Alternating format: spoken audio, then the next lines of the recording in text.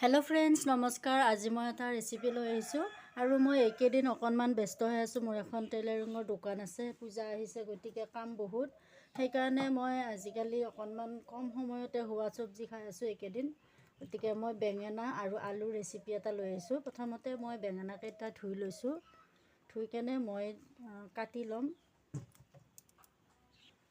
দুটা পিঁয়াজ, তিনিটা জলকীয়া আৰু এটা বিলাহী লৈছোঁ। এইখিনি বিলাহীটো মই মিহি মিহিকৈ কাটি ল'ম আৰু পিঁয়াজখিনিও মিহি মিহিকৈ কাটি ল'ম।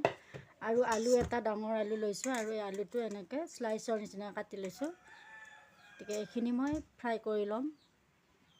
এইখিনি এনেকৈ কাটি ল'লোঁ। বেঙেনাখিনি কাটি উঠি মই পানীত তিয়াই থৈছিলোঁ। অকণমান নিমখ ছটিয়াই দিছোঁ, অকণমান হালধি ছটিয়াই দিছোঁ। এইফালে আলুখিনিতো হালধি নিমখ সানি লৈছোঁ। পেনখনত তেল দিছোঁ অলপ বেছিকৈ। আলুখিনি ফ্ৰাই কৰি লওঁ।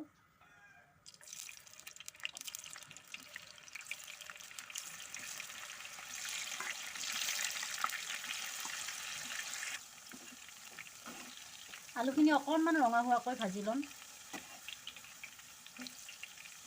আলুখিনি ভাজা হৈ গৈছে আৰু আলুখিনি ধুনীয়াকৈ ভাজোঁতে সিজি গৈছে। এতিয়া মই তেলৰ পৰা আলুখিনি উঠাই লওঁ।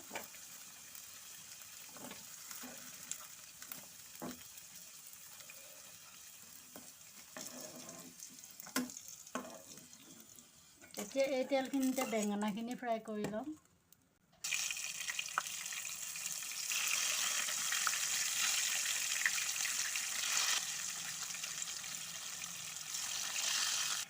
বেঙেনাখিনিও অকণমান ধুনীয়াকৈ ভাজি লওঁ, অকণমান ৰঙা কৰি। আৰু ভাজোঁতেই বেঙেনাখিনি সিজি যাব, কোমল বেঙেনা। বেঙেনাখিনি ভাজা হৈ গৈছে। এতিয়া মই তেলৰ পৰা উঠাই লওঁ। ধুনীয়া ৰঙা হৈছে আৰু বৰ ধুনীয়া এটা বেঙেনা ফ্ৰাই কৰা গোন্ধ এটা আহিছে। এতিয়া মই বেঙেনাখিনি উঠাই লওঁ।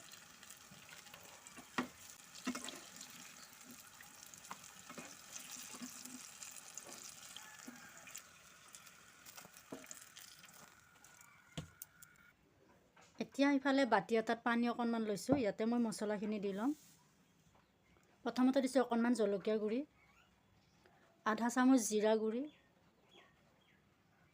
আধা চামুচ টাটা চম্পন মছলা, 1 চামুচ হালধিৰ গুড়া আৰু 1 চামুচ ধনিয়াৰ গুড়া। এইখিনি পানীৰ লগত ভালদৰে মিহলি কৰি লৈছোঁ।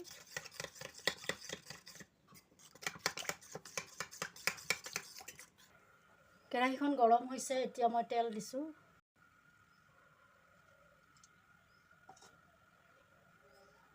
তেল গৰম হৈছে, পিঁয়াজ দিছোঁ। পিঁয়াজ অকণমান বেছিকৈ লৈছোঁ মই।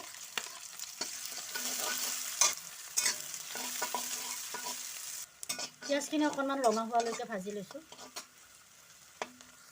এতিয়া বিলাহী আৰু কেঁচা জলকীয়াখিনি দি দিছোঁ। এইখিনি অকণমান বিলাহীৰ গোন্ধটো যোৱালৈকে ভাজি ল'ম।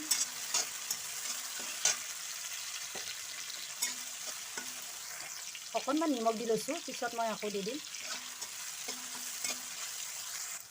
বিলাহীখিনি ভুনা কৰা হৈ গৈছে। ইয়াত তেলটোৰ ওপৰত উঠি আহিছে। এতিয়া এয়া মছলাখিনি মই দি দিছোঁ।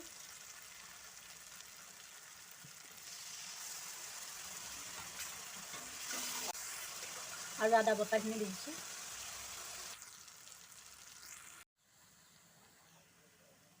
এয়া মছলাখিনিৰ পৰা তেলটো ধুনীয়াকৈ ওলাইছে। এতিয়া মই 1 কাপ পানী দিছোঁ।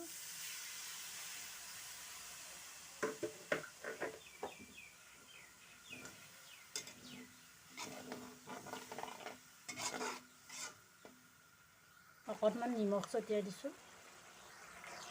বিলাহীখিনি মছলাৰ লগত মিলি গৈছে। এতিয়া মই আলু আৰু বেঙেনা ফ্ৰাই কৰি থোৱাখিনি ইয়াতে দি দিছোঁ।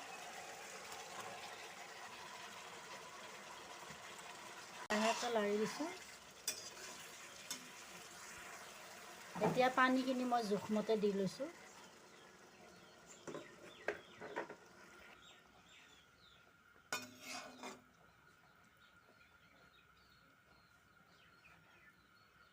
এতিয়া মই অকণমান সময় সিজাই ল'ম।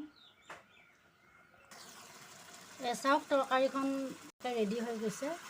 পানীখিনি শুকাই গৈছে। আৰু বেছি লাৰি থাকিলে ভাঙি যাব। এতিয়া এনেকৈ ৰাখি দিম মই।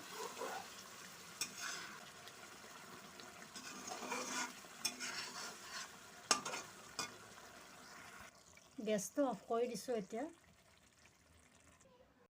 এয়া চাওক বেঙেনা আৰু আলুৰ চব্জিখন কিমান ধুনীয়া কালাৰ হৈছে আৰু খাবলৈও যে কিমান ধুনীয়া সোৱাদ হৈছে। এই প্লেটখনত বাকি লৈছোঁ চাওক। আলুখিনিও কিমান ধুনীয়াকৈ সিজি গৈছে। এনেকৈ লাৰি দিলে ম'মৰ নিচিনাকৈ গলি যায়। এনেকৈ তৰকাৰী এখন হ'লে ভাত খাবলৈ মাছ মাংসৰ দৰকাৰে নাই। ভিডিঅ'টো চাই বাৰু আপোনালোকৰ কেনেকুৱা লাগিছে মোক কমেণ্ট কৰি জনাবচোন।